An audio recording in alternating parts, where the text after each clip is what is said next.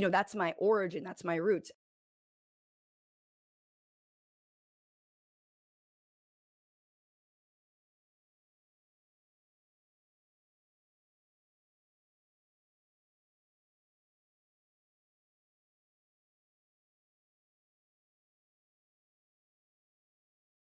That's my origin, that's my roots.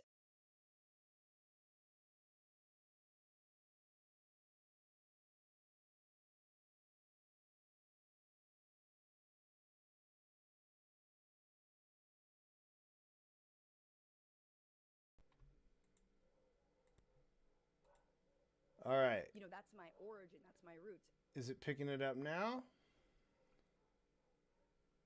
That's my roots. Let's see. Is it working? Hello. Are we streaming or not? That's what I want to know. Look, all right. It's a one-person operation here. Is it picking it up now? And the person who it is not an expert at this kind of stuff. But I believe my voice is being transmitted at this current moment now. Look, all right. It's a one-person operation here. Is it picking it up now? And it's gonna loop and echo. Okay. All right. It's been a while streaming. This stream's gonna be a little different. It's gonna be very chill, very quiet. I'm gonna be working on this little animation sequence. And we're going to learn about the Haitian Revolution. Something about, the way things have been and are going in our world just makes me want to hear about revolutions that happened. I want to learn a lot about them. We're going to listen to a podcast called Pick Me Up, I'm Scared. Maybe we could write that in on the stream here.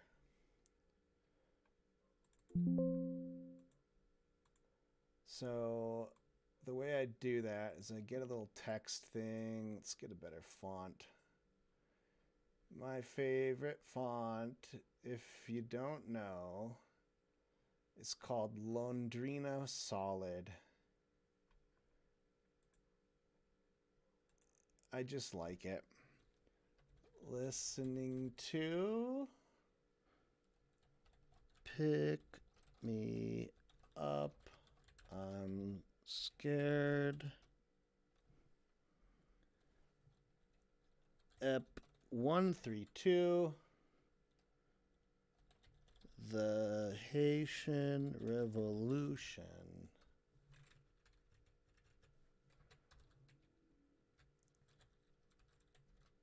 Part 1.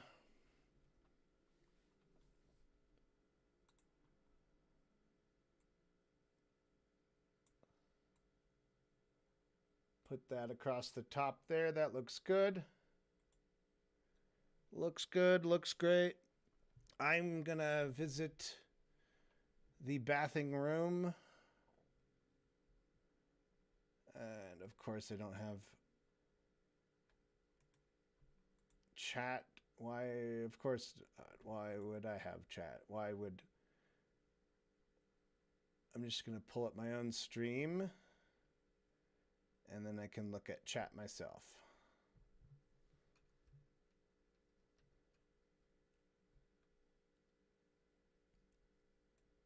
All right. We'll get this started in a second. Let's... might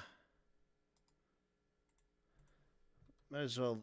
I'm going to play this little animation on a loop.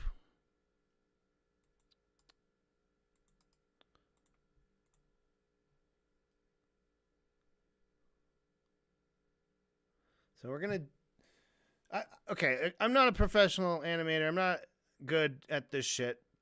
And I know you're supposed to do all your in-betweens and animation before you actually color it in. But I'm doing things a little differently. I'm not doing black outlines. I don't want black outlines. So I'm just putting down the final colors, which means when I do the in-betweens, I need to figure out what my in-betweens, how far they're going to be spaced out and when to put them and what needs tweening. to sort of give this walk the right personality. So that's going to be a whole thing where we just got to fiddle faddle with it. And then I'm going to color. Like I'm doing the final step as my first step. All right? So feel free to flame me in the comments. Or, give advice if you know better than me. All right. Let's get started. I'm going to take a quick little break, get all settled in. Maybe you should get a drink, and then we'll get started.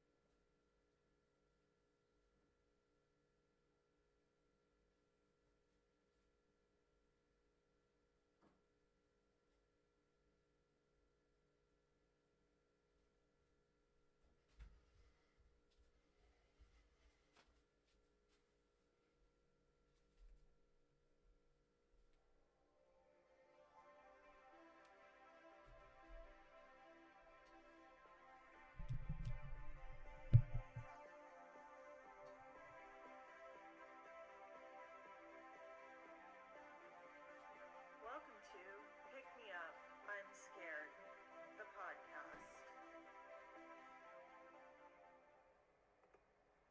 I'm your host, Madeline. I'm your co-host, David. And today, David did the research. Actually, you're the host. I'm the co-host.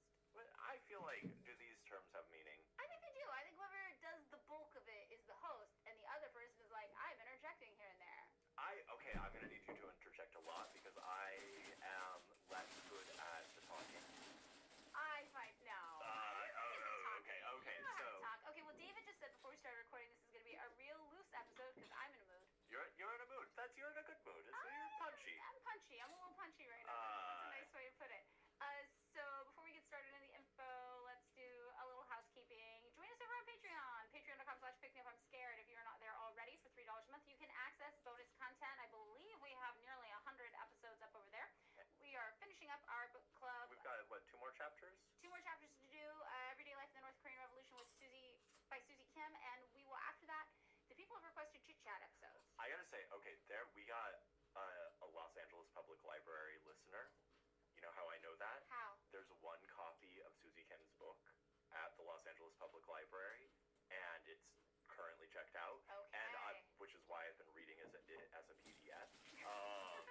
And I do not think there's enough just like organic demand, no offense to Susie Kim, for People love learning about North Korea. everyday for that specific 1945 to 1950. Yeah. Okay. for it to be just like a thing that someone was like, huh, I don't know. I'm gonna check this out. I'm gonna check this out. Well, okay, so the people have requested that after we wrap up the book club, we do some just kind of more casual, loose episodes over on the Patreon. So I think we're gonna be doing maybe like, this is what's going on in current events for a couple months before we get into something a little more structured again. Oh. They want us to switch it up, so we're Wait, gonna be switching up. can I speak specifically to that one Los Angeles Public Library Yes, speak. person? At the moment, there's a lovely display of art in the gallery on the second floor of the downtown library that includes some work by Pippa Gardner, who just died, Yes. R.I.P., December 30th of last year. A lovely artist, but it also includes things from the Los Angeles patents of plants. Oh. So it's like a really cool blend of stuff. It's a part of, I think, the Pacific Standard Time stuff that they do around Los Angeles art shit. Cool. Okay, so that person specifically, go check it out next time you're at the library. When you are returning the book for me to pick up so I don't have to read it as a PDF. We're almost done with it. We're almost through it. I think it's a really good one, interesting one. Okay, I did want to talk about something current eventsy before we get into it. If you talk about it's the TikTok ban? Kind of. Are you gonna Kind of. It's more the red note thing. Oh, yeah, I saw it. Did you see that basically in an hour of being on Red Note, like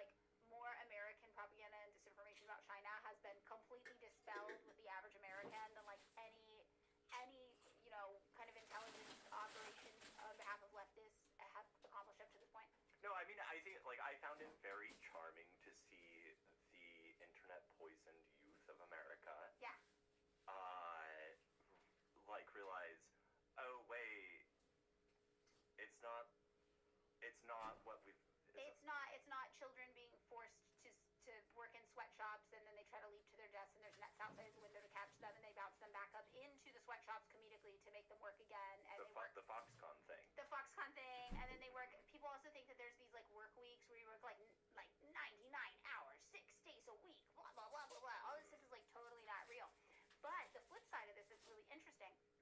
So all these Americans were on there, and they were like, everything I learned about China was propaganda, and all these people from China were like, don't worry, we have propaganda about you guys too. For example, we're told that you guys often have to work 2 jobs just to pay rent, and that it costs like money to take an ambulance somewhere, and if you don't pay your medical bills, you'll go into debt and have to declare bankruptcy. Like, that's not real. That's like our government's propaganda. And then all the Americans had to be like, no, that's real actually. That's all real. And then it kind of culminated with people in China learning that in the United States you get a ticket that you have to pay with a fine if you're homeless. And they were just like, oh shit, everything our government told us about you guys is real. And that was kind of a fun one. That's I mean, That was kind of like a fun.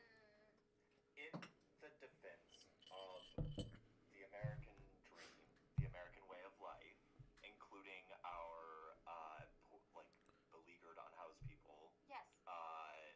With the hostile architecture. Right. And It is pretty interesting how dystopian the U.S. is and has been on so many fronts. Like, the whole idea that housing would be a privilege that you have to earn and pay for, and that other people with capital can buy it up and dangle it over your head, force people out of it, and just milk all the profit off of it for perpetuity. It's pretty crazy.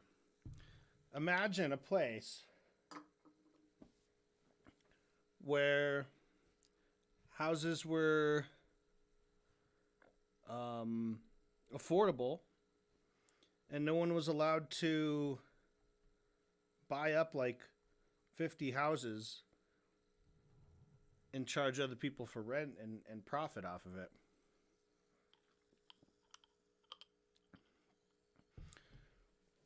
Americans spend like a third or more of their total income just to keep a roof over their head.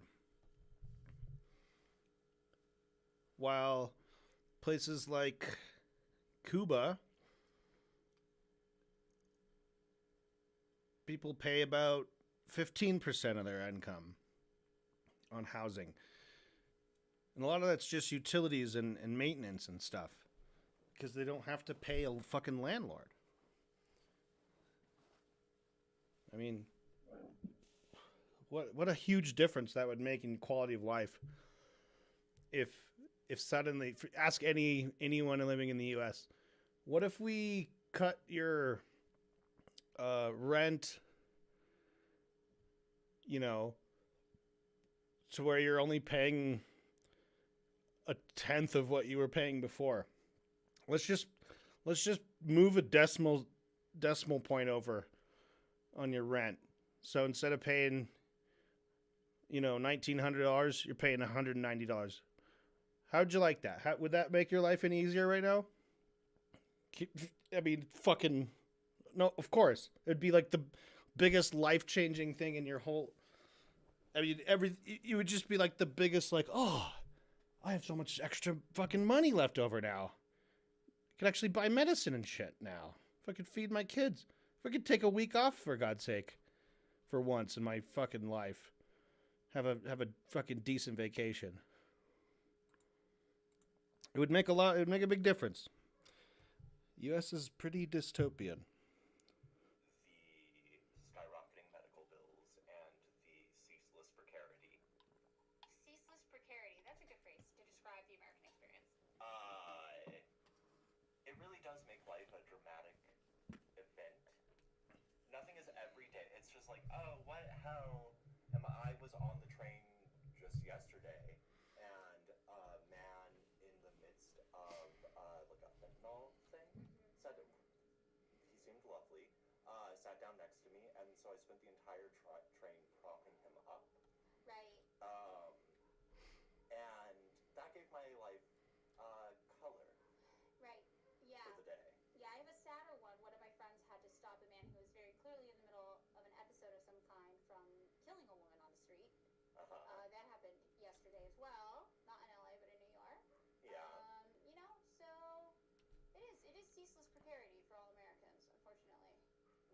live the life of like an Upton Sinclair novel. We really and do. can your average Chinese person Even say imagine. that?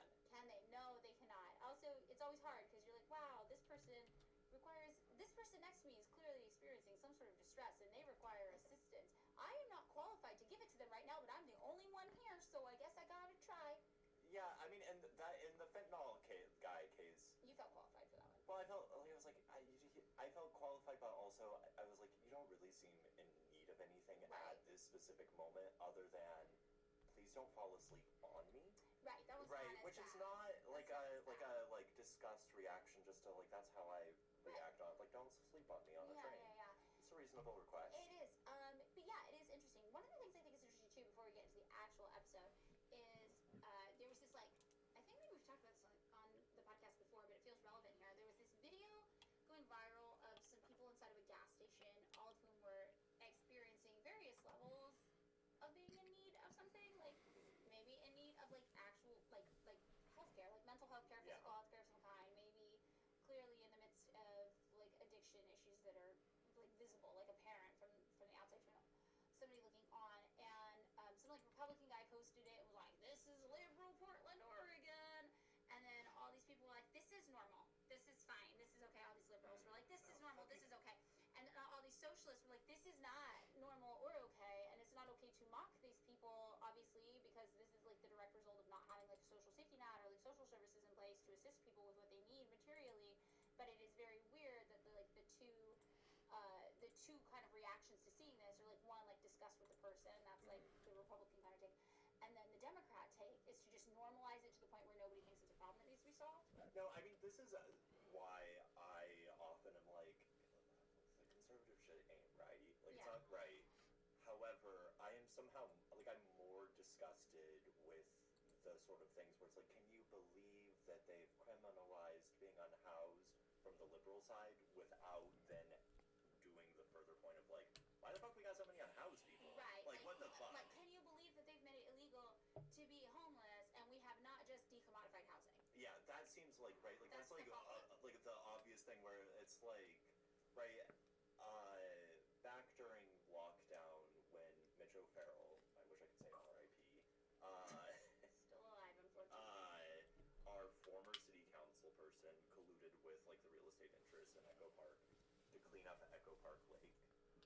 Clean up euphemistically. Where there had been a large homeless encampment. The liberal reaction of like, oh no, isn't that so awful? Let them keep camping there in tents. Yeah, I was like, that's not great either, man. No, Like, that sucks. Right now, you can wish for anything you want. You could wish for them to be anywhere because it's not going to happen. So why don't you wish for them to be housed and like in homes and permanent housing that's not contingent on things like sobriety checks or I don't know, just like very very. I mean, and that weird. I mean that hypocrisy. This is the last. I'm sorry. Yeah, no. This is a subject of my. I don't like the. Yeah. Not only do liberals just like sit there and wish all the homeless people would, somehow be better or whatever. They actively fight to make it impossible for them to get any affordable housing. They fight for it. Tooth and nail. They don't want any of those people to have a fucking house. Sort of like liberal institutionalist mindset. That's a dumb way of saying that. Mm-hmm. It's the same with immigration, where it's like the liberal position is like undocumented labor is fundamentally necessary to the American economy. Without doing the further step of it, it's fundamentally necessary to the American economy because the American economy is based off of labor that is like precarious in like a nearly slave labor kind of way. Exploitative, yeah. Right, where it's like, oh, they don't have rights, like they can be deported at any point. They don't pay into or they pay into Social Security but cannot draw from it. Right. All of these things, and so whenever I hear like some like Democrat style person being like the immigration policy, but we need undocumented workers, and it's like to exploit them is what you're saying. We need to be able to exploit these people who have fewer rights than American citizens. Otherwise, the jobs won't get done. And you're like, okay, this is also a problem. Are we getting there? Which is like, solves the problem. like how, like do the fucking next step. Do the next step. Okay, well, this is actually a good segue point into today's episode because we were talking about labor exploitation. We were talking about, white people colonizers using. You know what? Using different people, right, as an exploited labor source. Not obviously immigrants into the United States, but. And we're gonna talk. Okay, we're gonna do it. I see you transitioning. Okay, you. I got it. Okay. Okay, I trust I you. think Take we got. over. You know what? We gotta make America great again. Oh. And we Nobody clip that.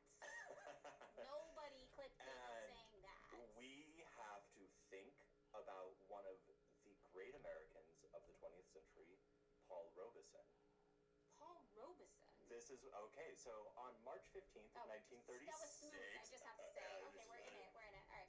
Paul Robeson, who was by then one of the most accomplished Americans, like maybe in like American history sort of thing.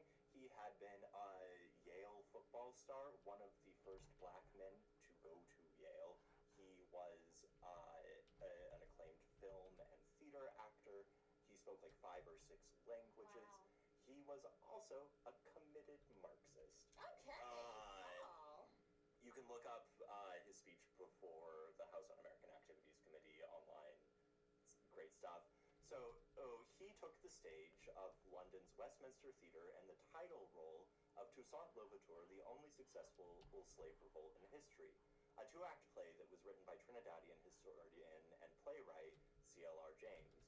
Robeson had at the time been trying to break the cycle of really demeaning depictions of black men in American film and theater by looking for test pieces that were financially less lucrative, though richer in narrative forms in which to try out more positive but also less two-dimensional roles for black actors. Robeson and James actually initially found themselves ideologically out of steps. James was a committed Trotskyist who had been a part of the Pan-African League with fellow Caribbean historian George Padmore, who had just left the Soviet Union in disgust over the purges and show trials. Got it. And Robeson was firmly like a committed like Marxist-Leninist, I'm Soviet to the fucking bone. They're us. Kind of thing. It was just, it's a great little, Yeah, it's a buddy comedy waiting to happen. It really is. So the performance was the first time in which an all-black cast performed a work by a black playwright on an English stage. In fact, the play was performed privately in order to escape the censure of British authorities and who might object to the themes of black liberation, and this, by the way, at the height of British colonial presence in the West Indies. Yeah. So, Okay, this is making sense. so James had written it 2 years earlier, but the origins lay even earlier in 1930 when James, then only just a few years in England, had written a riposte to famed English historian James Anthony Froude. I don't know how to fucking say that. Is that Freud? Froude, who'd argued for the inherent racial inferiority of the black population of England's colonial holdings. Oh, it's douchebag, is how it's pronounced. Oh, yeah. Yeah. He'd also written an earlier hagiographic account of Oliver Cromwell's time in Ireland, Callback. So he'd been like, that Oliver Cromwell guy didn't go far enough. Wow. That was... So this is an evil man. And he'd also written an argument in favor of the use of forced labor in apartheid South Africa. I'm very evil man. He's got all of the bad takes. So... he's like, how much racism can I do? Yeah, he did Show me anywhere, I'll do the racism then. And the funny thing is, like, right at the time, Froude was like a very well-respected. He was who's the lady who writes the Supreme Court, like the presidential historian histories. The one, it's like if you're like, I want to be a smart person who like reads things that are on the New York Times bestseller list that are. You read my book. I but like right, like he was Britain's that lady. Okay, got it. Right, of like the late 19th, early 20th century. It is absolutely mind-boggling when you go back in history and you see just like eugenics super normalized, colonial exploitation of indigenous people super normalized, and then you think about all the things that are super normalized today that, you know, a century from now people are going to look back on in horror. It's like an endless cycle of us trying to justify the most horrific forms of like human exploitation on the planet to uphold like capitalism.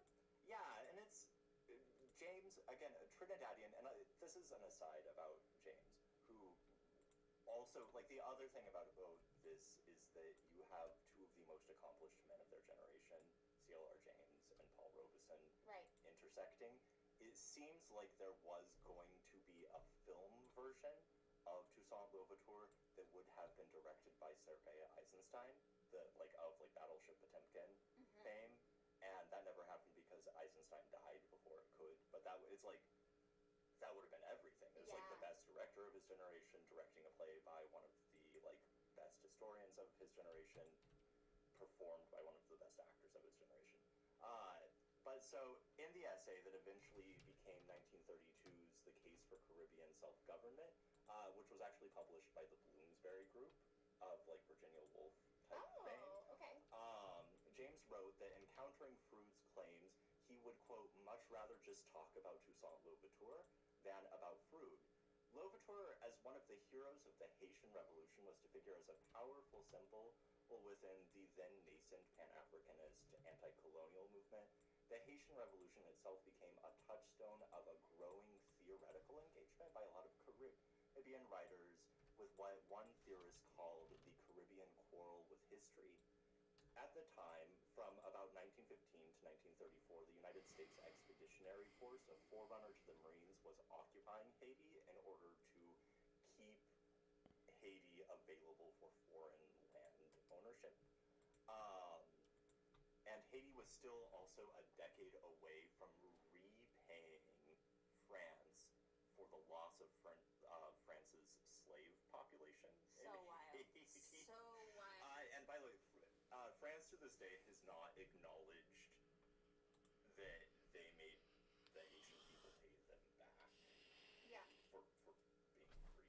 Yeah. I actually saw this court case about how Haiti it's an international court kind of hypothesizing done by these legal scholars. It's Haiti has a really good case in international court for making France repay them all the money that they paid them over the years, because all of these things are probably illegal in an international court setting. I believe there will be a link to it in the sources, but I don't talk about it much in this episode, but it was really fascinating because I'm can you imagine that wealth exchange from France back to Haiti? No, I mean, especially enforced? Adjusted, right? Yeah. And it's Haiti, a country that has become in the 21st century a byword for the sort of failure of post-colonial states among kind of liberal-ass motherfuckers. Yeah. Right?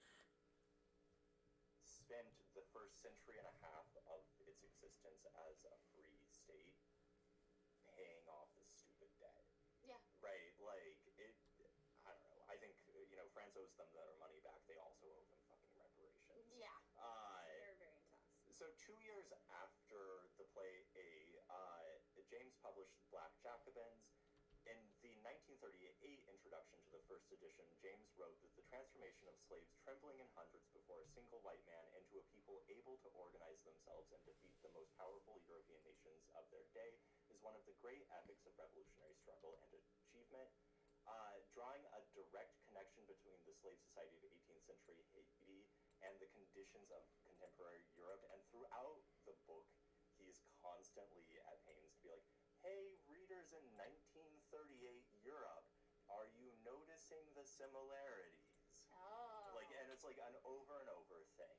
And historiography has sort of moved on from the way James wrote it, because he wrote it in this extraordinarily heroic style. He was deeply, deeply influenced by Trotsky's History of the Russian Revolution. And so he was I'm going to write it like that. And so a lot of historians these days are that's maybe not the thing. But I think as a touchstone for a generation of Black liberationist thinkers in the sort of Pan-Africanist movement, the Black Jacobins is a perfect text. Reviews of the play were generally positive, specifically referring to Robeson's exemplary performances: magnificent and great and earnest and fine and powerful and passionate and magnanimous and moving. And he's often called a genius, but they also tend to adopt a kind of condescending tone about the play and characterize it and its cast as marginal. In doing so, they continued a history of the marginalization of the Haitian Revolution itself within Western historiography of the Age of Revolution. For Caribbean thinkers, on the other hand, the Haitian Revolution loomed large. Amy Césaire, a Martinican poet who we're going to talk about a lot in the next episode, was to name Haiti, where, quote, negritude rose to its feet for the first time and said it believed in its own humanity. In the opening verses to a poem dedicated to Haitian Marxist poet René Depestre, Césaire exhorted his friend to, quote, recall the insane song of Boukman delivered in your country with the forceps of a storm. Boukman was a maroon voodoo practitioner and Haitian revolutionary whose song had become kind of a sort of like Haitian folk song by the 20th century. And so this is interesting. Your little Stalinist Marxist yada yada yada. For me, yeah, it's just for me. Okay, right. So Césaire was a part of this generation, which included James as well as like Frantz Fanon and George Padmore and all of these sort of black intellectuals who had come from the colonial periphery to the metropole and were usually extraordinarily well educated and experienced their blackness as blackness in the metropole because they like James had thought, I'm like a British subject, I love cricket. Yeah. And then he got to London and was like, oh, there's a difference. And Césaire had the same experience and had been sort of among a group of black radicals in Paris in the 20s and 30s. And Depestre was a more like hardline Marxist who was really, really frustrated by Césaire's invocation of sort of like earlier poetic and ideological forms derived from the experience of black slaves in the Caribbean. So he was like, we're all doing constructivism. Why aren't you doing constructivism? Why are you doing all this shit that sounds like surrealism and then like slave stuff? What the fuck is that? And so you see that kind of like within sort of like the narrative of black Caribbean thinkers, especially with the Haitian Revolution, that it's like this is a source of liberatory thinking that stands outside of the Marxist tradition and that can inform a Marxist thinking. Yes. So that's where I'm going. I like that. That also seems relevant to when we were reading Cedric Robinson a little bit. Yeah, and that's like my Cedric Robinson was like the start of me sort of troubling my readings of Marx. And so I think this is sort of like one of the sort of outcomes of that. Yeah, if you guys haven't read Black Marxism, I think it does a really good job, especially in the time of, people talk about identity politics a lot and class politics and how they interact with each other, and I think that Cedric Robinson does a really good job of kind of, I don't know, I think that there's like a, what's the word I'm looking for? Not like a marrying of concepts, but he presents these ideas in a way that points to like the trouble in traditional like thought styles of trying to reconcile these things, and he comes up with a pretty good reconciliation of them, in my opinion. Yeah, I mean, I think like Robinson, I think just wants a committed Marxist himself, Yes, right? exactly. Like, wanted Marxists to think more critically about where sort of like what revolution would look like and what revolutionary, like what sources of revolution could be. And another side, like in like recent sort of academic circles, I guess recent being like the last 30 years, there has been a move that is inspired by James and Césaire and thinkers like them to use the sort of like the Caribbean as an example of a kind of thinking that emphasizes rupture in Marxist thinking as opposed to continuity, which a lot of like sort of by the books Marxism is like continuity to the end, and it's often at times referred to as archipelagic thinking, like, referring to the archipelago. So I think today we're going to go over the history of Haiti's initial colonization, the genocide of the indigenous Taino people, and the rise of the colonial plantation system of Haiti, then called, wait, I'm going to do it, Saint Domingue. Pronunciations. And then we're going to talk about the ways in which the Saint Domingue colony conditioned the political economy of 17th and 18th century France, and the ways in which some of the contradictions generated by the immense wealth of the colony manifested themselves in the French Revolution. We're going to describe the persistent and systematic attempts by the slaves to resist their enslavement, culminating finally in a full-scale revolt and eventual self-government. And then we're going to talk about some of the liberatory but also tragic aftermath of the Haitian Revolution. I have this as a Google Doc, so if we can figure out, because I would like all my sources, and especially all the primary sources, to be there for people. So In a Google Doc, we can do that. I've Yeah. done that with some other episodes where we've had a lot of sources before. We've just uploaded a link to a Google Doc you guys can view that have all the sources in them, because they don't all fit in Yeah. the descriptions all the time. So you guys know all of our episodes are sourced and cited. Usually, if you just hit show more, if you're in Spotify or maybe even an Apple Podcast, I'm not familiar with it there, it'll show you under sources either a whole bunch of links, when those are all the sources, or one link and it goes straight to a Google Doc with everything on it. So that's probably what we'll do for these as well. Yeah, and in this case, I like it's books. It's like a lot. It's some books. It's some David's fucking got a books. bunch of books. Yeah. So Madeline, complete the sentence. In 1492, Columbus. Southern Ocean Blue. Yeah. Well, wrong.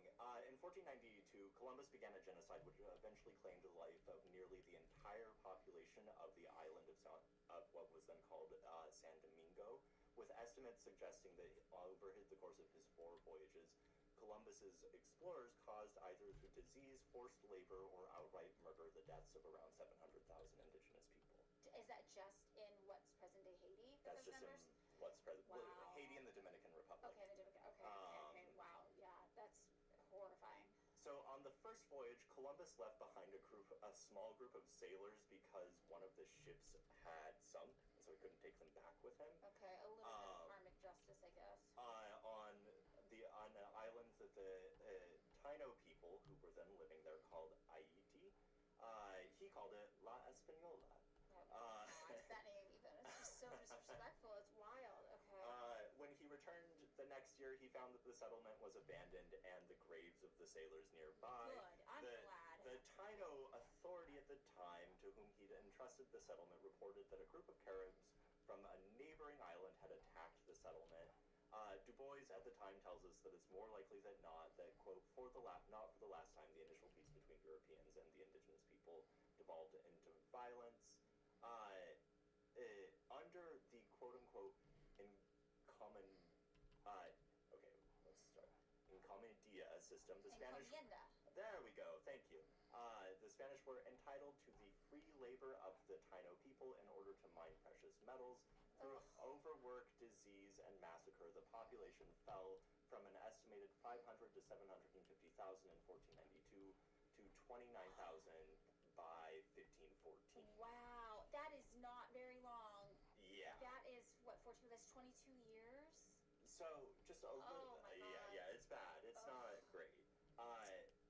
So the Taino people were not one people, but several. They lacked an overall name in Columbus's time, and members seem to refer to themselves by the localities in which they lived.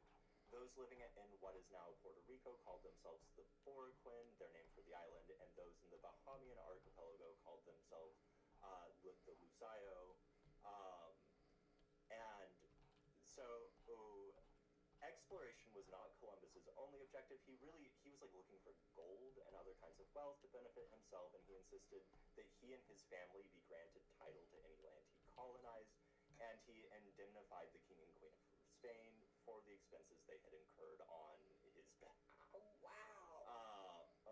So the Tainos called the island, which we now think of as Haiti and the Dominican Republic, as Guanahani. Columbus took possession of it in the name of the king and queen of Spain and renamed it San Salvador. The inadequacy of his documentation and the consequent difficulty in plotting his course have made it basically impossible to figure out exactly where he was. Samuel Morrison made a thorough study of the documents and checked them by retracing Columbus's course in a sailing boat, placed it as centrally located Watling Island.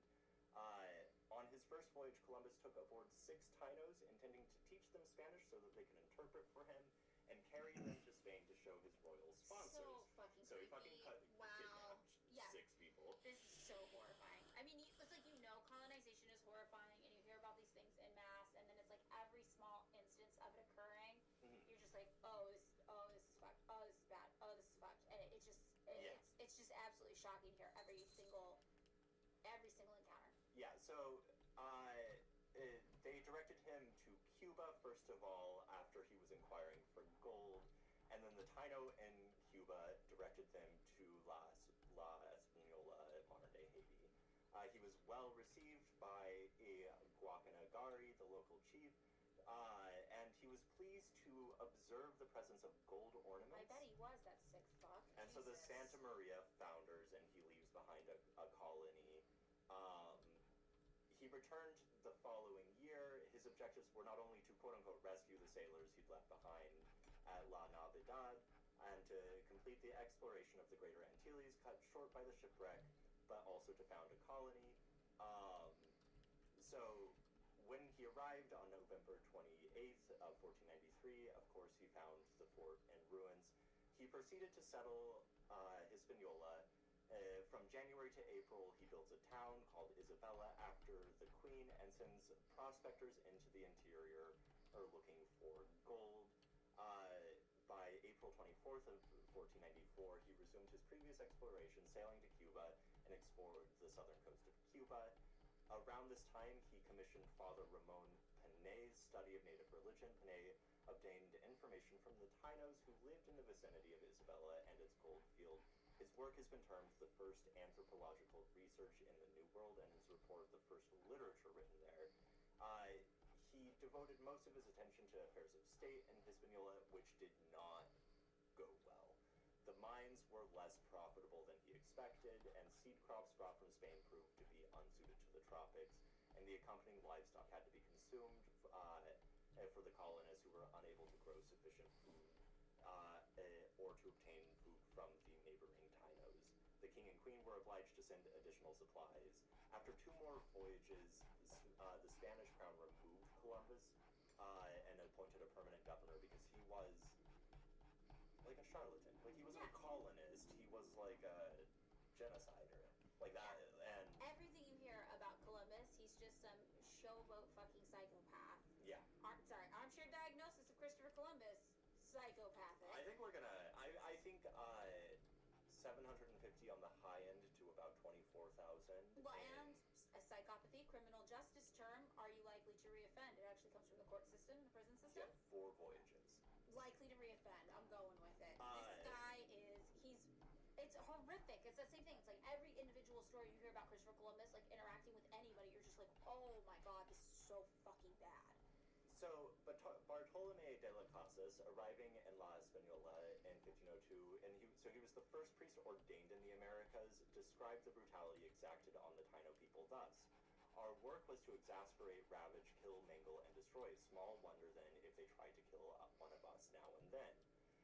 Presaging the French treatment of slaves a century later, de las Casas wrote that if it was a general rule among the Spaniards to be cruel, not just cruel, but extraordinarily cruel, so that harsh and bitter treatment would prevent Indians from daring to think of themselves as human beings or having a moment to think at all. By 1531, there were an estimated 600 remaining Taino. Wow. So there's some research that is extraordinarily emphatic that there are surviving Taino, but realistically, that is in a very desiccated, very limited capacity. Yeah. It's just genocide. Much of what is known about the Taino people is reconstructed through archaeological records and the accounts of Europeans like de las Casas. I will say about de las Casas. So he was like, this is fucked. What the fuck are we doing? This is fucked. You know what we should do? Get Africans. Oh my god, what? Oh god, okay. So I think it's either the second or third voyage, Columbus brought with him dogs, specifically mastiffs and greyhounds, to terrorize the indigenous population. He's just further. he's just fucking, it's all atrocious. It's like, think about the worst thing you can imagine human beings doing to each other. Christopher Columbus was doing this every place he went to so many people. It's just terrible. Yeah, at this point, I feel like it is orthodoxy that it's Indigenous Peoples Day, not Columbus Day, Yes. yada, yada, yada. Yes. And I think, generally speaking, people passed over his crimes with like a sort of like, he was a bad man. It's worth just mentioning how bad and just right, because we don't have a tremendous amount to go on about the Taino people, to just put in there that they existed, they were there. And so and they suffered greatly because of the greed and ambition of European colonizers. And does seem as though Taino was their word for themselves to mean good or noble, as opposed by which they differentiated themselves from the neighboring Carib people of other islands. Which like that's its own story, but it does seem like it was a peaceful sort of group of people.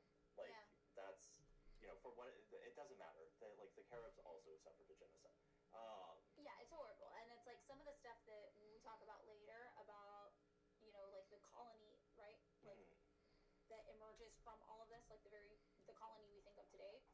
As having existed there, like the treatment of the enslaved people there, some of it is so horrific and barbaric that as I was reading it, I was like getting nauseous, and I was like, we can't even mention this on the podcast, I don't think, because acknowledging it is, because it's so horrible. It's like one of those things where you're like, I don't even know if it's good for everybody to know, or if it's like we would somehow be profiting off of like the horror of what these people experience. Like if that's how bad the treatment was that emerges from this whole system. It starts bad and it stays bad for a really, really, really long time in ways that are shocking to even consider. Like you hear about like people listening to like true crime podcasts because it's so sensational. Yeah. This is more sensational than anything that's ever happened in a true crime podcast, and it didn't happen to one person. It happened to hundreds of thousands of people. Over 1 million just by the French alone. Yeah. It's very, very, and very bad. I will say, and like I like did a like we should do a content warning here thing, because it was like it is important to like describe some of it, though I tried to be sparing. It's like a paragraph or two as opposed to like a whole fucking I think that's what we usually try to do. We try to let you know what happened. We try not to dwell on it too much. We try not to over sensationalize it. We try not to make light of it, and we also try not to gloss over it and pretend it didn't occur. So content warning, everything bad you can think of will probably be appearing here. Yeah. So back to those mastiffs and greyhounds, also content warning. An 18th century account by French diarist Moreau de Saint-Marie recorded the skulls of 5 indigenous people had been found in a cave in the north of the colony. Moreau wrote that no other bones were found because, quote, the Spanish had dogs to whom they gave over the corpses of their unfortunate victims. Everywhere he continued, you find their bones, their simple but ingenious utensils, their hideous but sometimes very artistically made fetishes. Continuing, some new vestiges of the existence of this now erased from this list of humans has to be recorded. And so, Moreau was like a liberal. Right, like he was like, this is really bad, and the excesses of French colonialism, or the time Spanish colonialism, are going to lead to the end of the French Empire, because it's so bad that we're going to fucking destroy ourselves, and he was right. So, somewhat ahead of that, Alexander VI, that's the Borgia Pope, had issued a papal bull called the Inter Caetera, which authorized Spain and Portugal as the sole colonizers of the Americas, further authorizing the enslavement of black Africans.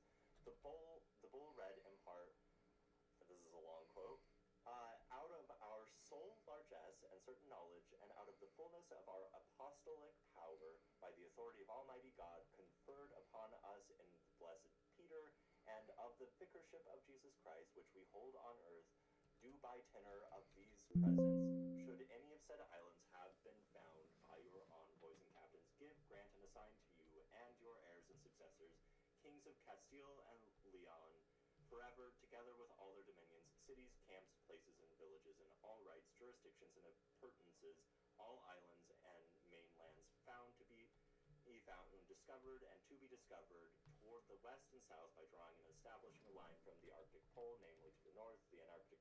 Okay, we're going to skip by some of this.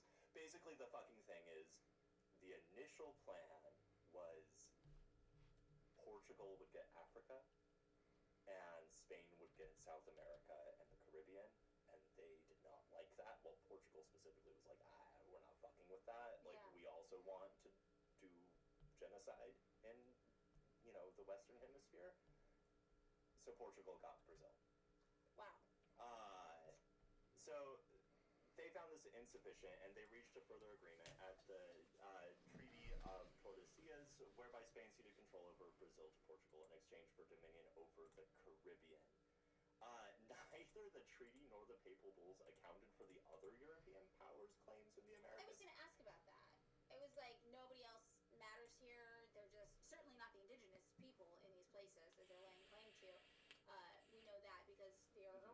racists who feel entitled to carve up the world for their own profit. But I was surprised that there wasn't even a challenge from other horrific racists. Well, I mean, who are trying basically, to carve up the world. immediately everyone was like, "What the fuck, man?" Well, like I get like all the rich assholes of Europe were like, "What the fuck, man?" Francis the First of France declared, for example, "The sun shines for me as for others. I should very much like to see the clause in Adam's will that excludes me from my share of the world." Oh God. In 1580, the English government asserted the principle of effective occupation as the determinant of sovereignty. Madeline, it's in the name. What's effective occupation? Effective occupation. What? It's like settler colonization, right? What do you Yeah, it's basically yeah. we just We just go there. We're there. We're the people fucking here. Yeah. Fuck you. Yeah. It's ours Pope. now. Yeah. So this essentially made colonization a race to the finish line. Santo Domingo, the capital of La Española, flourished and boasted the first Catholic cathedral and the first European university in the Americas. As the Spanish expanded their colonies to Mexico and Florida, La Española declined. The sugar economy had more or less disappeared by the end of the 16th century, and by the end of the 17th century, only a few scattered cattle ranches were the economy of the island. At the end of the 17th century, the French settled the island, translating the Spanish Santo Domingo into the French Saint Domingue. Saint Domingue. Portuguese ships laden with gold and silver mined from the forced labor camps of the Caribbean and South America it left the new colony. The English established colonies first in St. Christopher before expanding to the Barbados. Barbados, by the way, developed at such a rapid pace that the overcrowded settlers left the island to establish a colony on the mainland of North America, South Carolina. Interesting. The French, meanwhile, established colonies in Martinique and Guadeloupe. The indigenous Caribs at first kind of managed to eke out an existence by playing both the English and French against one another, but by the 18th century there were only a few scattered Carib settlements remaining. The first permanent French settlements in Saint-Domingue were basically pirates, what they called flibustiers, and buccaneers, basically small traders because of the indigenous method of smoking the wild cattle meat, which they sold to pirates.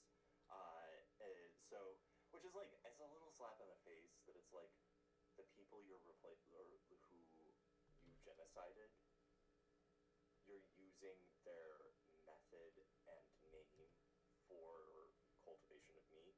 Yeah. In order to fucking colonize them. I mean, that's how I feel in the United States. How, like, one of the things that always stood out to me, even when I was a little kid, is like our summer camps and national park systems. Oh, yeah. How they are almost performatively named after things that are relevant to the people we committed genocide against when we came here.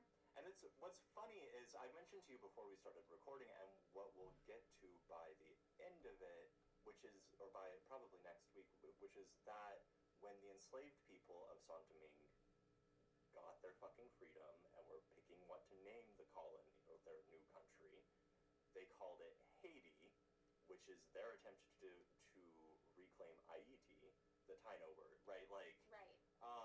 Right. Yeah, the names are very, very fascinating, and they do carry so much weight, you know, for these experiences. Like, just even though when you said like, oh, okay, yeah, and then the Spanish, they named it Española, yeah. And you're like, oh, fuck you. Yeah, like, no, come on. New Mexico, yeah, like things like that, where you're like, okay, we're just like colonizing and naming things after things that are named after things that are named after the European colonizers. Yeah, so that's, by 1659, the French had established a basically permanent colony. In 1664, France appointed a royal governor to Saint-Domingue. This governor, Bernard de Orgeron, began to recruit settlers from the native Anjou region of France. Between 1664 and 1680, the population of the newly formed French colony grew from a scattered 400 flibustiers and buccaneers to 4,000 settlers. In 1697, a French commander arrived in San Domingo and attacked the Spanish city of Cartagena, calling upon the flibustier and buccaneers as well as Negroes, quote, to join him in the attack. Among the participants in the siege of Cartagena was Joseph d'Honneur de Galifet, who invested his spoils in the land of Saint-Domingo. Pay attention to that name. The Galifet sugar plantations eventually grew to be some of the most profitable in the world. Wow. Cartagena's capture capture eventually led to the 1697 of Ryswick, which finally transitioned Saint-Domingue from a Spanish holding to a French one. Okay, so 1697, the treaty is passed, and this is officially when it becomes the colony as we think of it. The colony as we think of that it. eventually will become Haiti. And it became essentially the jewel in the French colonial system. The first plantations were worked by both African slaves and French engagés. My pronunciation of everything sucks. Mine as well. So, sorry, y'all. Sorry to the French, kind of. Not sorry to the French. If you're French, deal with it. I mean... In the context of what we're talking about, this is not the biggest problem.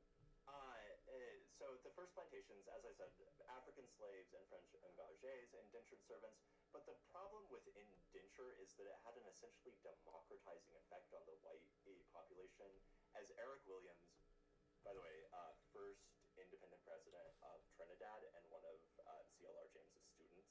Whoa. Yeah, there's a whole ass crazy story there. Noted where land was available, engagé labor, because of its defined period, tended to promote the expansion of small landholders and yeoman farmers over large capitalist agricultural production. Oh, interesting. So basically, like, right, it's like you get done being like an indentured servant, and you're like, I'm gonna go over here and do like cattle and maybe like a little coffee, something, but I'm not trying to do like a giant ass fucking sugar plantation, which is extremely labor intensive and needs a lot of land and labor. Right.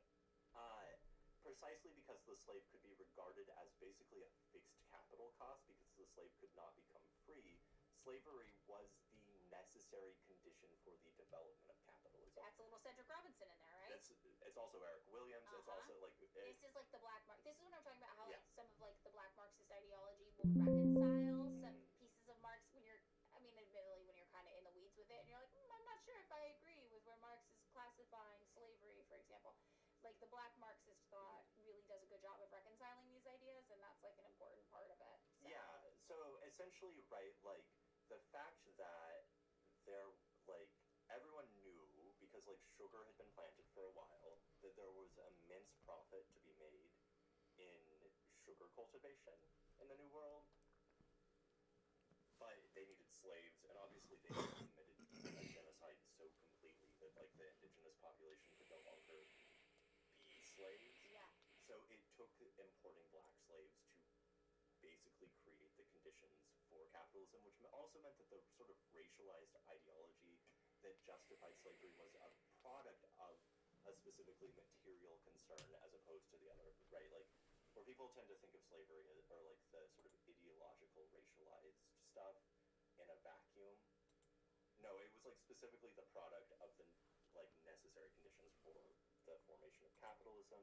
As William writes of the ideological foundations of slavery, here then is the origin of Negro slavery. The reason was economic, not racial. It had to do not with the color of the laborer, but with the cheapness of the labor. As compared with the Indian and white labor, Negro slavery was eminently superior. In each case, writes Bassett, discussing North Carolina, it was a survival of the fittest. Both Indian slavery and white servitude were to go down before the black man's superior endurance, docility, and labor capacity. The features of the man, his hair color, dentrifice, its subhuman characteristics so widely pleaded, were only the later rationalizations to justify a simple economic fact. The colonies needed labor and resorted to Negro labor because it was cheapest and best. So, yes.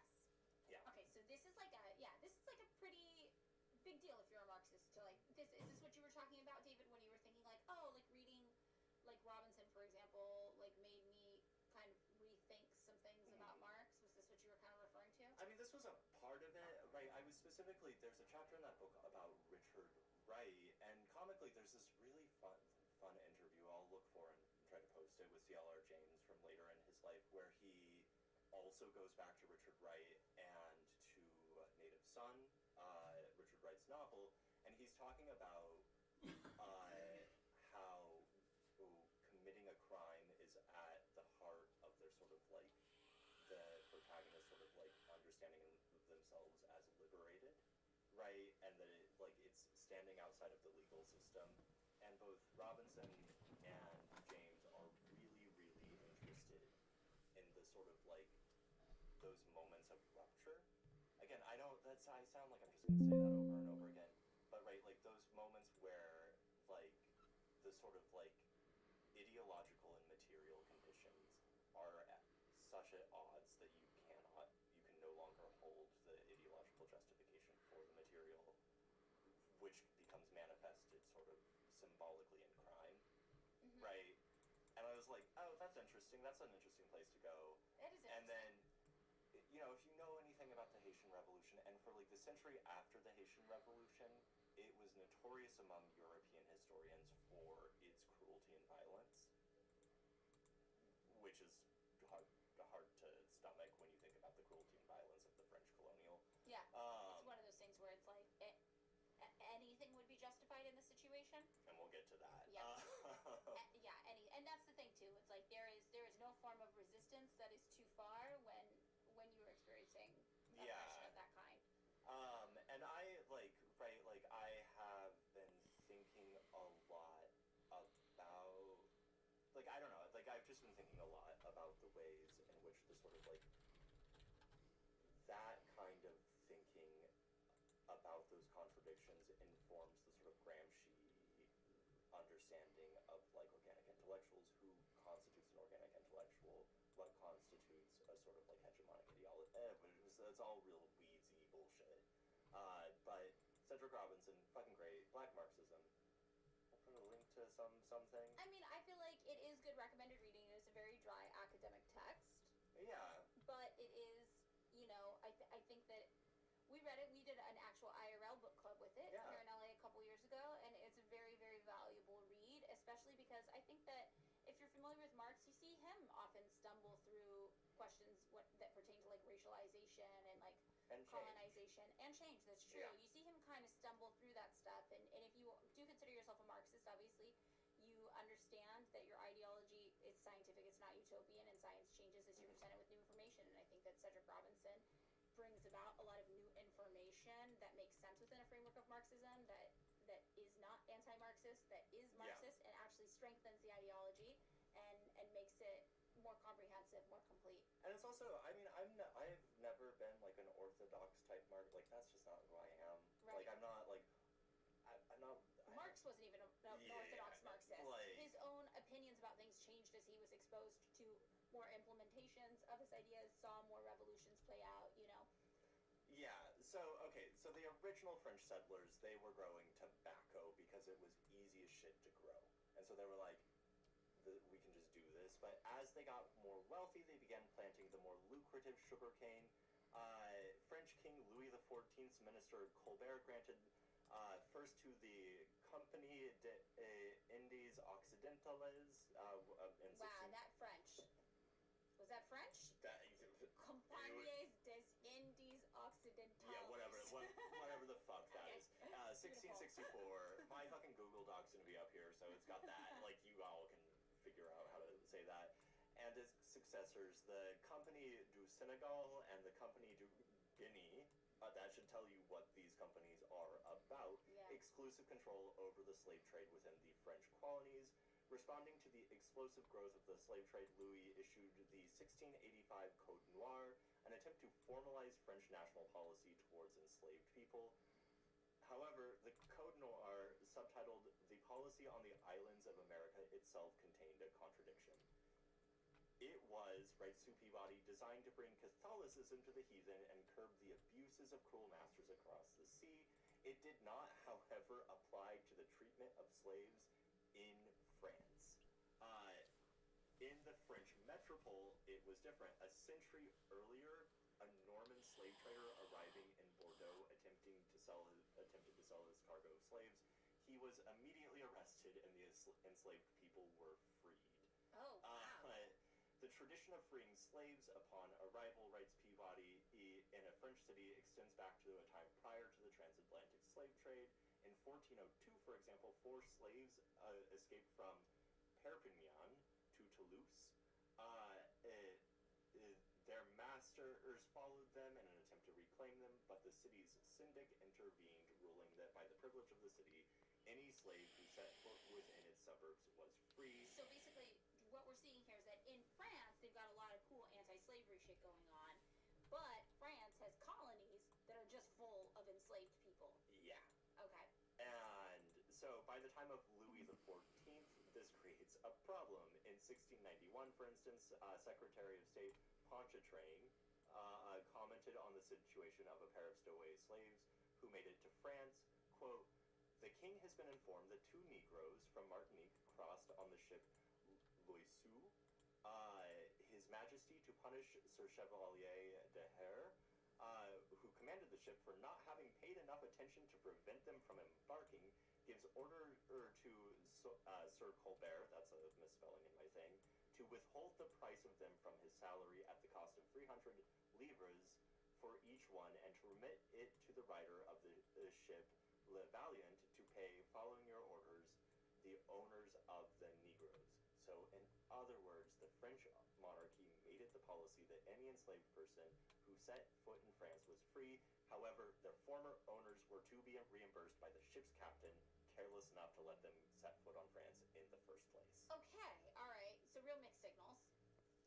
I think, right, like this, especially probably next episode when we get to the intersection of the French Revolution and Haiti, Yeah. Saint-Domingue, like, the French revolutionaries do not know what to fucking do with all these enslaved people, and, like, free people of color and mixed race people send over representatives to the National Assembly, like the French Revolutionary National Assembly at various points, because they're like, oh shit, we're free, cool. Yeah. And then, like, everyone's like, oh, we can't really. They're like, no, actually. What? It's like that time in AP European history class in high school where I had to pretend to be Catherine the Great for like a mock conversation, and I had to defend Catherine the Great keeping slavery around. Yeah. Or serfdom. Serfdom. It was serfdom. Yeah, I remember that. And I remember I was like, this is the worst person I could have had to be, because how do you position yourself as like enlightened or forward thinking, and like you're okay with this like brutal oppressive system? There is no way to reconcile these two things. You cannot. And they were like, we're gonna do it anyway, even though you cannot intellectually rationalize this. So 1715. I remember. Okay, first of all, step back. I remember that Catherine the Great thing. It was horrible. At a certain point, I just had to yell, "The serfs can't be trusted to make decisions for themselves." And the funny thing is, I remember the guy who we had like a project with later in that year, who was like your debate counterpart or whatever in that debate. Oh yeah, because I was as Catherine. This was a fucked up assignment. Also, our teacher's kind of mean, so I had to pretend to be Catherine the Great and debate a guy pretending to be who? I think he some was other historical some other figure. motherfucker. And then you have to defend the actions of all these horrible leaders because they're you. Yeah. To each other. Well, and there's no way to do it, so which is why I eventually was just like, the serfs, I wanted to free them. I didn't though, because they are stupid and bad. And they can't be in control of themselves. So you think back on this, you're like, you're literally making a high school kid justify like serfdom. I mean, I will say that guy, the guy who was her debate counterpart, had made it his policy that he would not turn in any homework because our teacher had said that anyone who passes the AP exam at the end of the year will get an A. I think what that meant is that he also did not do any homework, because I remember the dumbfounded look on his face when he was at like sitting across from your angry Chihuahua ass self. Yeah, that's me. 16 or whatever. Yeah, it was even worse back then. I can imagine. Just being like, I got fucking nothing. I was like, yeah, you both have fucking nothing. This is great. Like, I mean, I had nothing for very different reasons. There was nothing I could have. I think at one point the teacher started making me defend myself because he wasn't doing anything, and I was like, I will say, as a postscript to that little trip down memory lane, I do recall that he did not, in fact, pass the AP exam.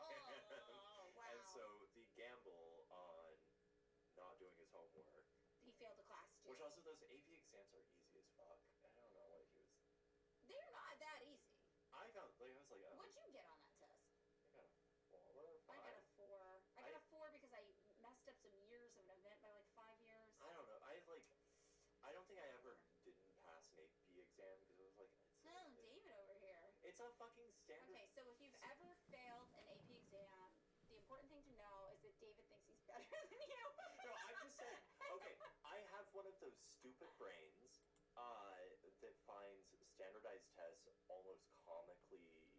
It's just Oh, now you're rubbing salt in the wound. No, but that's He's like- leaning in. that is not like a statement about my intelligence. It's a statement about the fact that standardized tests just fit my particular thing. Where I'm just like, oh, okay, this is fun. We went to go see the what's the one, the Signs. We went to go see Signs. The movie about the aliens? Yes. Oh, that's cool. We did that? The night before SATs. I remember we did something else the night before SATs because I showed up to take the SATs drunk, and a kid named Ori had to loan me a calculator, Well, and I didn't have a pencil. So I'm pretty sure I must have gone to a punk show after You we were saw drunk. Signs. I did not. Okay, so see. I was engaging in teenage debauchery. Yeah, I was like, but I remember very specifically, my dad woke me up and was like, you have SATs today, and because we'd graduated a year early, I hadn't been in high school for like 6 months, and had completely forgotten that the SATs existed. Right. And I was like, and I did very well. I can't remember what I got, but I did very well. Okay, Never- so David thinks he's smarter and better No, than I all of think- us lowly peons out I here in the world, think- and that's why he's a doctor, but I still get to make fun of him. I think standardized tests are a poor measure of intelligence. But you know what they are a great measure of? Being an asshole. They're a great measure of your ethnicity, your race, and your income, statistically speaking. And I feel like that perfectly describes why I got. My parents were teachers. I Yeah. came from a home in which education was emphasized, which has race and class and Yeah, that's gender true. ramifications. So, getting back, speaking of Okay, race. so nobody's better than David, it turns out. All right. Yeah, all right. I'm Good just. segue. Good segue. So, by 1715, Louis the 14th is old as fuck. He is the Joe Biden of his time. He had ruled France for 72 years. Wow, in 1715. Yeah. Yeah, he is old as fuck in 1715. Okay. Also, his only legitimate heir was a boy of 5 years old. So, Louis the 14th names a regency council to be led by his nephew, the Duke of Orleans, whatever. On September 1st, 1715, he dies, and the next day, the Regency Council basically is like, nah, fuck everything that guy said. They annul his will, and they declare Orleans the sole regent of the still young new king.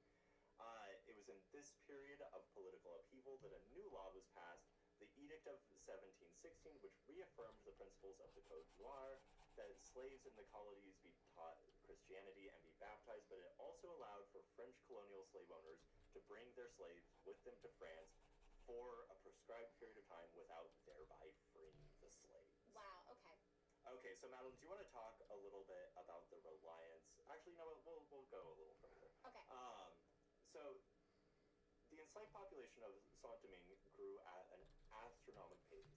In 1687, there were 4,411 white colonists and 3,358 slaves. By the middle of the 18th century, black slavery in the colonies had eclipsed engagé labor and had been racialized. By 1700, the enslaved population had grown to 9,052. Oh, it's the threefold. And by the And wait, that's only in 13 years? Yeah. Okay. By the middle of the 17th century, the enslaved population had grown to 150,000. Wait, was that the middle of the 18th century? Oh, like yes, 1750s? 18th, yeah. Okay, that makes sense. While the white population had in fact declined, when the revolution Wow. eventually did break out, over 90% of the population of Saint-Domingue was enslaved. Wow. The expansion was fueled by the economic miracle of sugar cultivation. Originally a product of the Middle East, the Spanish and Portuguese pioneered the colonial cultivation of sugar, which demanded a large labor pool, calling back to Eric Williams. Workers often worked all day and night during periods of harvest. The number of plantations in the colony, especially in the northern provinces of Saint-Domingue, grew apace with the growth of slavery. From 1700 to 1704, the number of plantations grew from 18 to 120. Wow.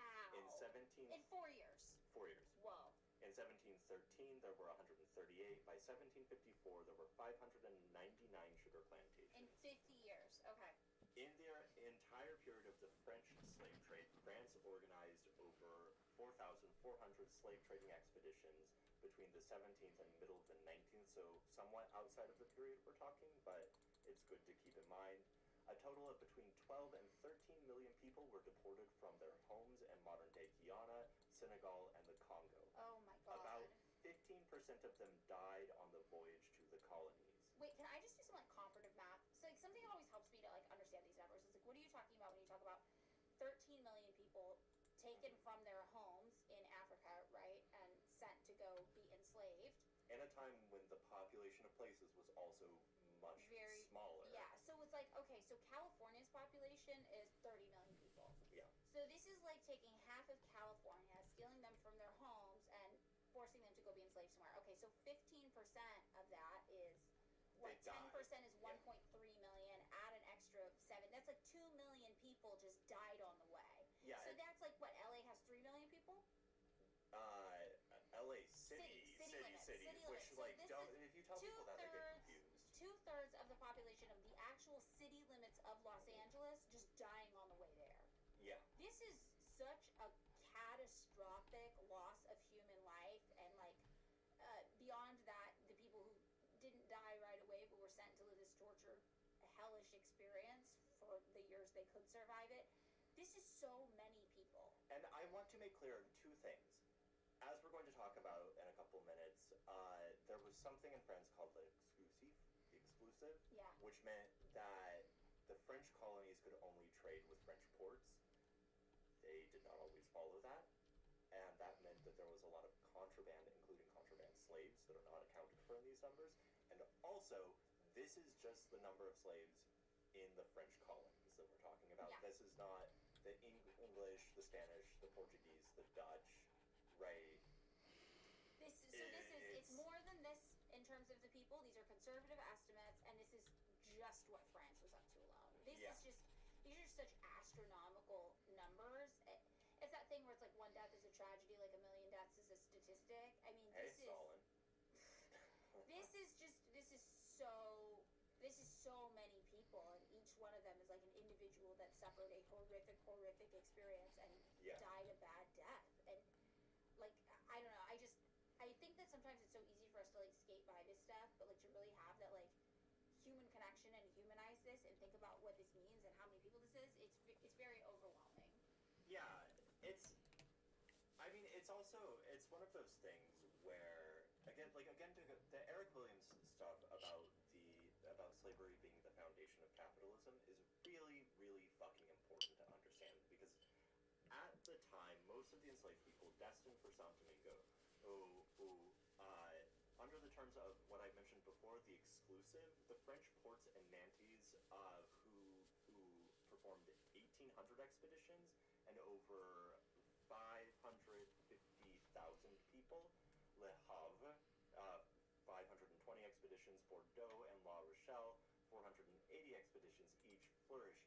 The French economy was dependent on the slave trade, right? The economies of places that we now associate with fucking wine and shit like that, it was a slave economy first and foremost, even if there are no slaves in France or whatever, because once you set foot on French soil, you're free. Right. The economy of France depended on slavery. Right. And at its height, the economy of Santo Domingo created a tax base of 1 billion livres. Annually, it sent goods worth 150 to 170 million livres to France. In France, to be, quote, rich as a Creole became a common descriptor of extreme wealth. And just so we're clear, they meant Creole as in born in Santo Domingo, not a person of color. Right. Okay. So, Madeline, you have some stuff I do. about this. Yeah, we're going to talk about kind of the economic like impact of this. So, how much of what was going on in France really was dependent on their colony? And the answer is a lot, because really France's economy prior to this was not doing that great. So, like David mentioned, Haiti is. I'm going to go back and forth between calling it Saint Domingue and Haiti. I use them interchangeably, but it is the same region we are talking about. It's just a matter of time. Haiti is the name for it after they became independent. Saint Domingue was the name while they were officially the colony. So however you want to refer to it, they were considered, the crown jewel of France. It was the most lucrative colony in France, and Saint Domingue represented 2/3 of France's entire exterior trade. That one colony, right, that we now call Haiti, did more business than all of the English colonies combined. Like, this was massive. They outproduced the entire Spanish Empire in all of the Americas on this one island. So, most of the stuff they're doing, you know, one of the big ones is sugar, like David's talking about. So Indigo and coffee. Indigo and coffee as well, but sugar, by the 1700s, sugar was the most important internationally traded commodity. It was massive. It was this, also a thing that, like, the bourgeois really liked. It was trendy. It was very exciting to the palate, right? So they basically were responsible for a third of the entire European economy just in the sugar trade alone. A third of the entire European economy was sugar trading. Yeah. Massive, massive. So by 1789, Haiti was exporting over 100 million pounds of sugar every year, nearly 70 million pounds of coffee, 6 million pounds of cotton, and then some other things like indigo, which you mentioned, some other things fell in there. By the end of the 1700s, Saint-Domingue produced 40% of the sugar and 60% of the coffee in total imported to Europe. So everything that got going on in Europe, say you're just going to a store, say you're just doing your thing, 40% of the sugar on the shelves there is made with slave labor. 60% of the coffee you're buying is made with slave labor. Well, it's all made with slave labor. It's all made with It's slave all labor, made but with it's all coming from made this from one specific place, though. Saint-Domingue, Haitian slave labor. Coming from Haiti. So to make this happen, think about everything economically that needs to occur to get that coffee, to get that sugar from Haiti to your grocery store, right? Yeah. If you are just a French person. If And you're also the French upper class, we're going to say.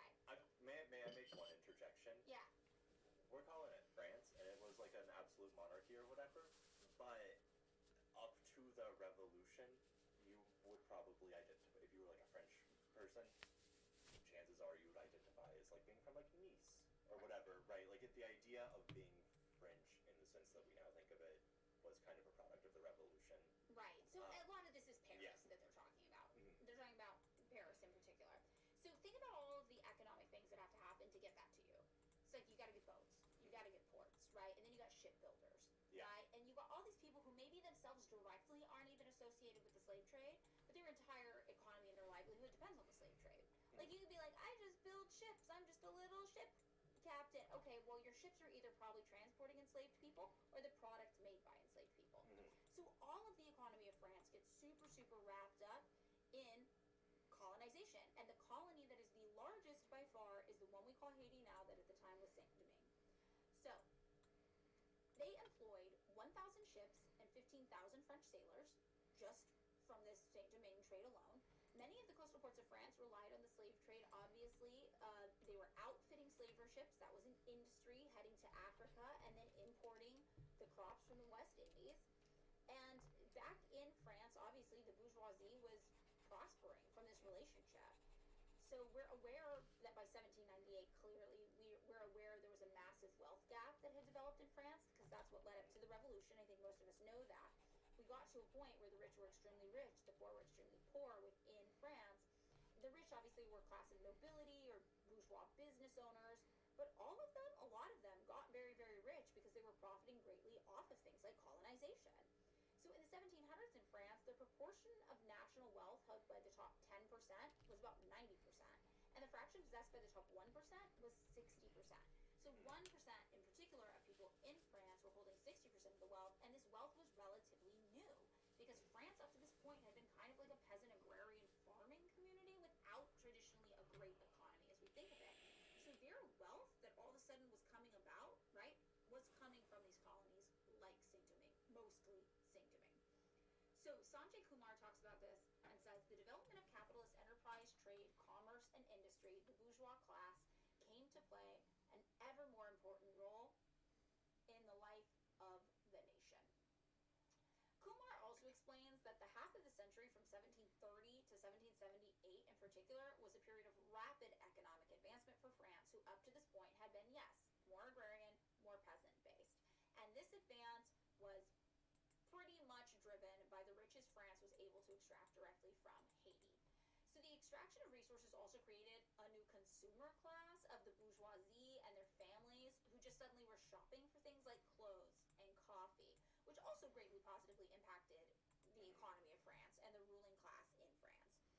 Suzanne Dazan talks about this and says Louis XIV and his successors recognized that colonial products could also be a lucrative source of tax revenues, but that they could also rival domestic production. Seeking to tax and regulate the new consumer goods, the state made ever more use of tax farmers, the farmers general, or sometimes just called farm, the same set of financiers who levied indirect taxes on salt and other domestic goods. So the crown not only endowed the farm with a monopoly on processing, selling, and taxing Atlantic tobacco in France, it also gave the farm the job of policing illegal sales of contraband. So like David said, there were like black markets popping up for this stuff that were not as regulated. An entire economy in France just revolved around this type of product coming in from Haiti. And Louis the 16th even was profiting greatly from colonization. It started with Louis the 14th, kind of where we start thinking about this in a major way. By the time we get to Louis the 16th, we've got all sorts of wealth hitting France. It's no longer the agrarian peasant economy. Like Louis the 16th, by the time we get to number 16, his lifestyle includes a personal military guard of over 9,000 soldiers, a civilian household that numbered around 4,000 servants, like 30 were required just to serve the king his dinner. 4 people just had the task of filling his glass with water or wine. He had 128 musicians. He had 75 religious officials that were just dedicated to him privately. He had 48 of his own doctors. And he had 198 persons who were classified as caring for his body. Yeah, I don't know. It's very, very weird. I'm sorry, that will not appear on the podcast, but I gave Madeline a fucking look. Yeah, caring for his body. I don't know. 198 people. I'm not assuming great things.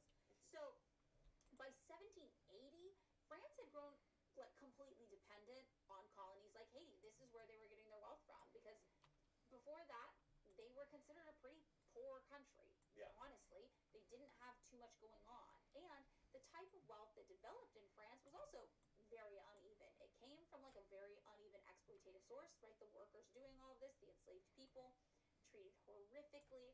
And then by the time it got to France, it was really only benefiting the top, 10%, and especially the top 1% of people living there, the nobility, the people who were kind of this newly emerging merchant class who were doing some of the work around it, like shipbuilding or And they were selling feeling, coffee. I'm imagining, quite frustrated because of the quote-unquote exclusive.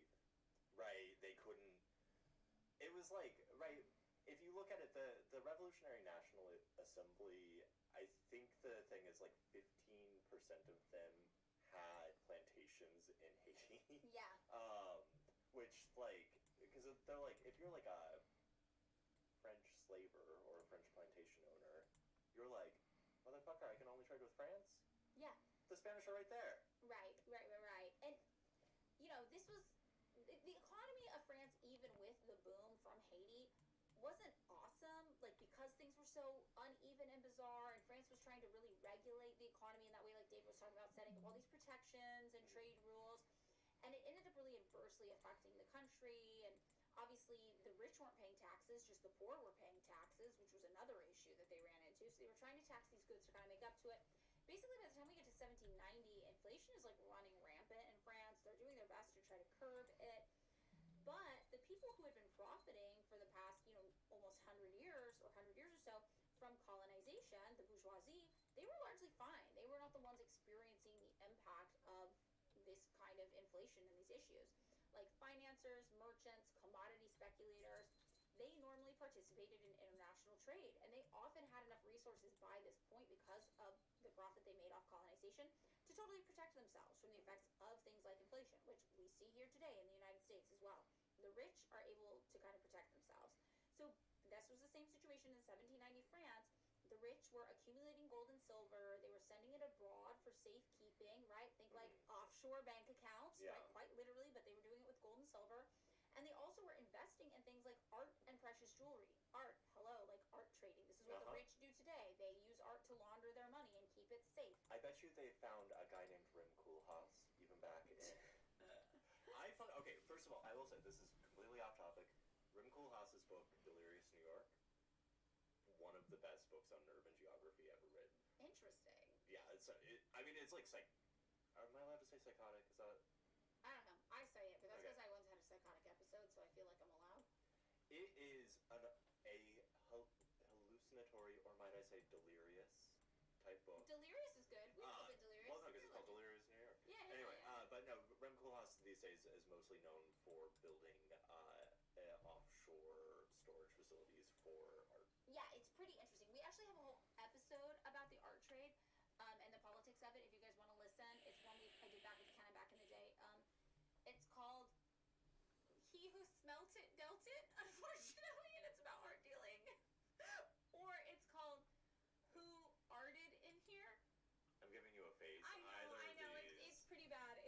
Okay, anyway, so the important thing you need to know about how much France was depending on the colonization of Haiti and the enslavement of these people is what you really need to know is the rich, it's what made them rich in France. When we talk about the conditions leading up to the French Revolution, which many of us are kind of just casually familiar with, and we will end up talking about probably in the second part of this episode. Yeah. You know, when we get to what created those conditions that really made the wealthy super, super wealthy while the poor were not, the wealthy were getting wealthy from colonization. And these people who had experience in like speculation from colonization, they were staying ahead of inflation. They were actually profiting from currency fluctuations. They were just getting richer and richer and richer.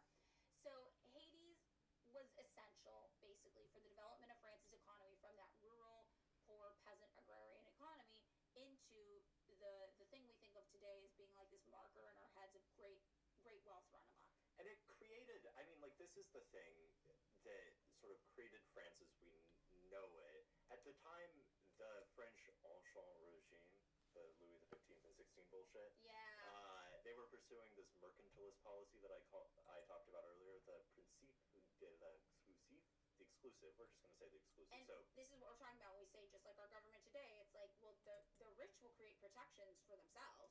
Yeah, and so this required that goods be produced in the colonies be only sold in the French metropole, and that French colonists purchasing anything they needed, they purchased it from French merchants who charged massive markups because they understood that they had a captive market. Yeah, you've got a captive market, exactly. People have to shop with you, so you can charge whatever you want.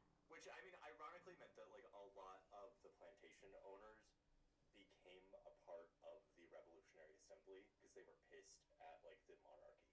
Very fascinating. Like, they were just like, what the fuck, man? Yeah, fascinating relevant.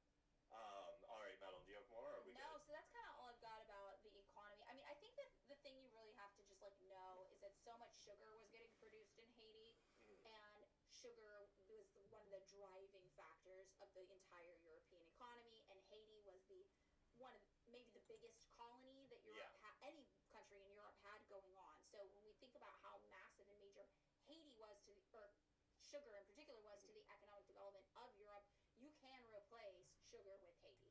Yeah, so, I mean, which also, I want everyone to keep in mind modern Haiti. Like, I think that, I don't know how else, but, like, right, think about just how physically small of a country it is. Think about the ways in which we talk about Haiti as a kind of watchword for a sort of failed state, right? I don't know, No, it's important because it's like when you look at these places, very often these things have been done to them, and they have their resources have been extracted, their sovereignty has been compromised, they have been brutalized by people like us.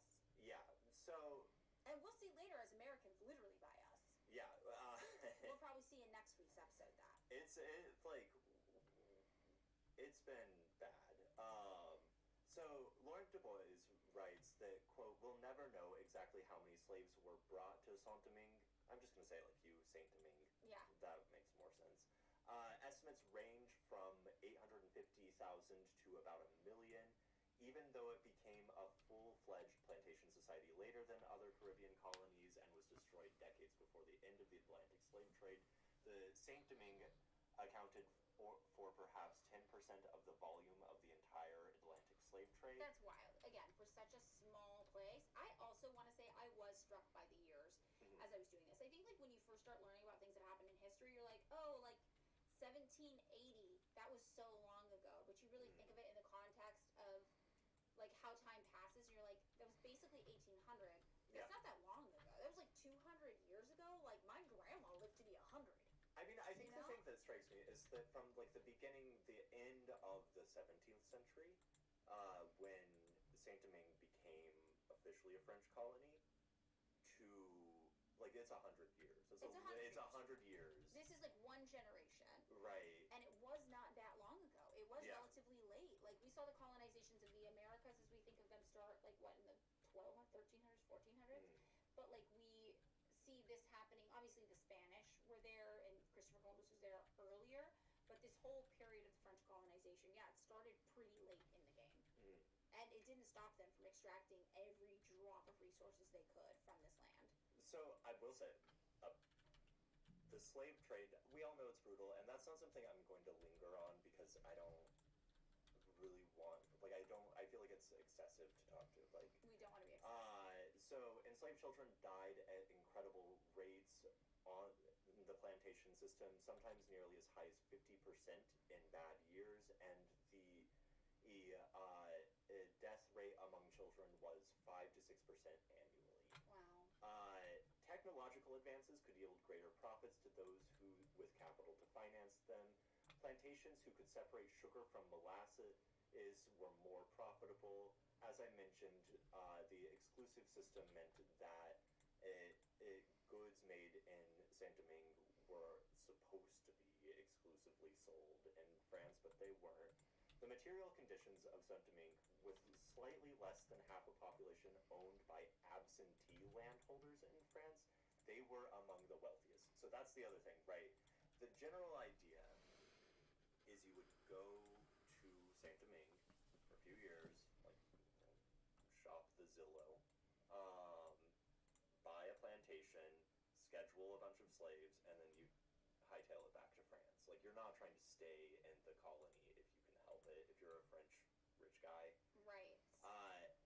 Absentee landholders vested control of the plantations in the hand of a procurer with power of attorney, who in turn hired gérants, managers, to oversee the day-to-day labor of the plantation. The procurers rarely visited the plantations themselves, which meant that the greater number of the plantations were basically mismanaged. One planter opined that of 100 plantations being run by managers, 95% were in, or 95 were in ruins, while their managers had grown rich. Wow. One rung beneath the managers were drivers who had no material interest in the maintenance of the plantations. If the ownership class of the wealthiest plantations of Saint Domingo was French, residing in France, the drivers were almost universally Creole-born in Saint Domingue. And you have to understand what this had. There's no not fucked up way to talk about this. Yeah. They're like middle managers for death. Yeah, but so if you are the, this is what's, there's no non-fucked up way to talk about. If you are the owner of the slaves, presumably you spent money on them, and you see that as a fixed capital cost, and you might, this was abolitionist thinking at the time, have some interest in their preservation. If you were a manager whose only sort of motivation was to extract as much profit from the slaves in as short a period of time as possible, you did not care because you got a percentage of the wealth generated by the plantation. So you, like, the system was designed to create cruelty. Right. Yeah, and they were like, it's easier to just replace people if Yeah. they die doing this rather than to keep them alive. The funny thing, and this is something that I learned, colonists in Saint-Domingue were extremely discerning when it came to the origins of the slaves purchased for work in the colonies. No, this makes sense to me because they're viewing them as objects. They're not viewing them as people. It's the same way people are like, well, is it like a Japanese car? Mhm. Is it like a French wine? It's an object, and we associate certain locations with making products well. And I think this is also like the Marxist kind of thing about where enslaved people fit in. Is it primitive accumulation or is it labor? And it's like the colonizers are viewing them as objects, Yeah. not labor, right? So it makes sense to me that they're just like, commodity fetishism, right? We're assigning these special values to things we see as commodities, and I get how Marx positioned, right, slavery as being primitive accumulation and enslaved people as commodities because that's how the colonizers were viewing them, as a thing. Yeah. And they were applying those same ideas. We're like, ooh, well, the ones you get from this region are fancier and better and have special qualities. Whereas it's takes a black Marxist to say, no, we were laborers. Yeah. We were workers, and that's why the work of black Marxists is so important in kind of clarifying that distinction. But also you see how Marx reached that conclusion, because that is how the plantation owners, the colonizers, were thinking about them as objects, and certain objects from certain regions are considered more special. And it's, I mean, okay, so the largest source of slaves was West Africa, supplied initially through Portuguese raids into the interior from the port of Luanda. Santo Domingo colonists categorized these slaves as, quote, Congo, and they accounted for about 40% of the imports over the course of the 18th century. Those planters who could expressed preferences for certain nations, quote unquote, of slaves. Many sugar planters preferred the Arata, whom they saw as good agriculturalists. Some noted that Congo women had traditionally been given the task of working in the fields, and so were more desirable for field work than men. Moreau de Saint-Marie, traveling through the colony, wrote that the Senegalese were very sober, very clean, and most of all, quiet. One sugar plantation became a veritable ethnic microcosm of the slave trade. Of the 348 slaves on it, 58 were Congo, 28 Ibo, 55 Nagos, 13 Bambara, 25 Arata, 25 Mines, and 13 Moroquis, and 16 Sosos. Some planters even placed newly arrived slaves under the tutelage of a slave on a plantation who came from the same homeland in order to facilitate their integration into plantation life. The enslaved were called and sometimes called upon their homelands, and one voodoo song, this by the way is from Du Bois, recorded in the 1950s, probably a relic from the days of slavery. A singer calls upon the King of Congo to look at what they are doing to me. One of the legacies of this cosmopolitanism among this enslaved population of Saint-Domingue was the emergence of Haitian Creole as a language, which borrowed French dialect and adapted it to the varied languages of the enslaved. Additionally, the people deported into slavery in Saint-Domingue brought with them their religion. In the beginning of the 18th century, Arata people brought with them the traditions of Bon and Yoruba. When the Congo slaves became the majority, the varied African traditions they brought with them blended into a syncretic thing called voodoo. As Du Bois puts it, out of the highly industrialized and regimented plantations, there emerged a powerful set of religious practices that celebrated and reflected the human struggles of those who participated in them. Religion was, in some sense, a space of freedom in the midst of a world of bondage, and helped lay the foundation for the revolt that ultimately brought complete freedom to the slaves. Plantation owners were very, very careful to break up kinship bonds among the slave populations. Their names were changed, their bodies branded, and they were chained together. In 1785, Gerard Contrans, a Swiss traveler visiting the colony, he described working conditions of the slaves thus. The slaves numbered roughly 100 men and women of different ages, all engaged in digging ditches in a cane field, most of them naked or dressed in rags.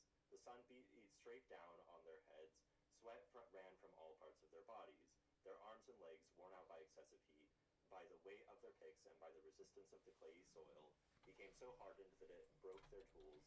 The slaves nevertheless made tremendous efforts to overcome all obstacles. A dead silence reigned among them. In their faces one could see human suffering and pain they endured, but the time for rest had not yet come. The merciless eye of the plantation steward watched over the workers while several foremen dispersed among the workers and armed with long whips delivered harsh blows to those who seemed to be too weary to complain about the pace and were forced to slow down. Men, women, young and old alike, none escaped the crack of the whip. Women were especially, this is, by the way, it's just going to be a lot of hard for a hot second. And this is also, I mean, this is not even the most graphic things that no, these people were I have for. one quote that's from C.L.R. James that's pretty fucking graphic, but I try to not be gratuitous. So this is us, gratuitous, that's the word. We're not trying to be gratuitous, this is it pared back. Women were especially vulnerable. Carolyn Frick observes they were responsible for both production and reproduction, excluded from the most prestigious occupations, drivers, sugar boilers, and artisans and the like. Most of them worked in the fields. Those who worked as domestics were in particular in danger of rape and other forms of abuse from their masters. With Within the slave population, the colonists created a strict hierarchy, at the top of which was the Creole slave overseer, followed by a skilled or domestic slaves with common laborers at the bottom. And here's the part that needs the content warning. Because the owners were absentee landlords, the overseers, in attempting to exert as much labor from the enslaved population as possible, were almost unimaginably cruel in their treatment. While delivering the whip, it was common practice to burn a piece of wood on the slave's buttocks or to pour pepper, salt, lemon, ashes, or quicklime on the slave's open and bleeding wounds. Carolyn Fick writes, other examples exist of slaves being thrown into hot ovens, consumed by fire, tied to a skewer, or above an open fire and roasted to death. This is the fucked up one. Other overseers punished slaves by dragging them with horses. Women had their genitals mutilated. Others had boiling cane sugar poured over their head, or were forced to eat their own excrement. Saint Foch, one of the largest and wealthiest plantation owners of Saint Domingue, cautioned prudence in punishing the slaves in his manual for treatment, the instructions. He wrote, "Slow punishments make a greater impression than quick or violent ones. 25 lashes of the whip, administered in a quarter of an hour, interrupted at intervals to hear the cause which the unfortunates always plead in their defense, and then resumed again, continuing in this fashion 2 or 3 times, are far more likely to make an impression than 50 lashes administered in 5 minutes, and less a danger to their health." So, like,